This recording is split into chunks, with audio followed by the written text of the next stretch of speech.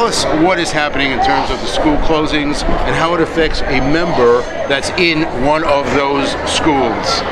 Well, what they're proposing to do, which is really ridiculous, is to eliminate the name or the number of the school, reopen that same school, and say it's a new school.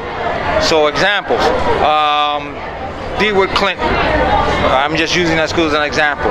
They, at the end, in June 31st, they will eliminate that name, eliminate the code that corresponds to that name, and then the next day or 2 days later say it's now this school, new name, new number, and the other school no longer exists, and we call that a brand new school. So what's going to happen to my members, support services?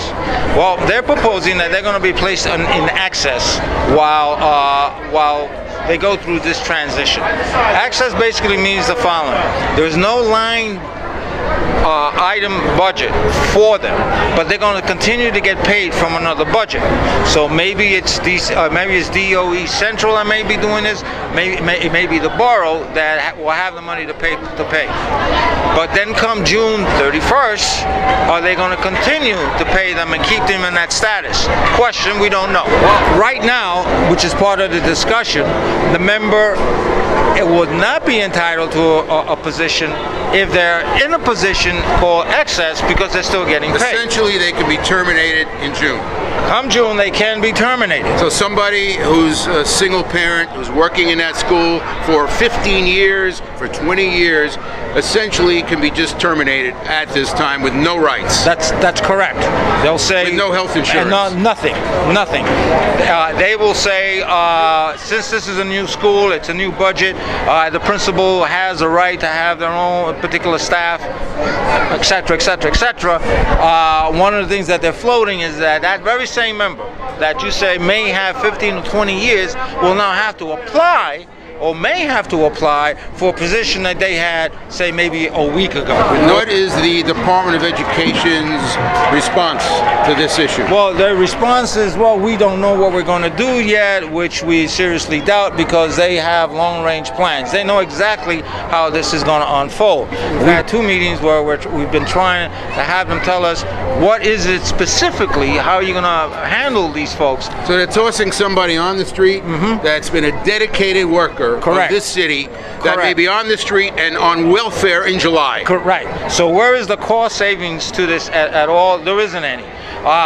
Is it a move to privatize? In my opinion, I believe it is. It's one of the same sort of issue that our sister council 1707 is also going through. They want to close down these daycare centers. Now, it impacts my members too, because my members will drop off their sons or daughter in the morning at these daycare centers. To be honest with you, my members are calling me asking, what am I now going to do if this goes through? How am I going to get to work on time, if I get to work at all, if I don't have a place to, to put my child? The attack is on the working person. And many of these are single parents.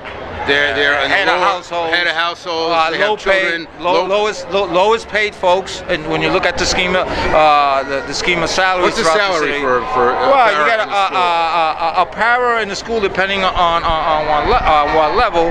Maybe if they're lucky, they're at maybe the $25,000, $26,000, $27,000 a year position. This is a step above welfare. That's right. I mean, who survives in the city of New York with that, on that level of salary? I can tell you that in a proposal of, I believe, 54 or 57 new schools that they're saying, a little less than half of that are actually brand new buildings.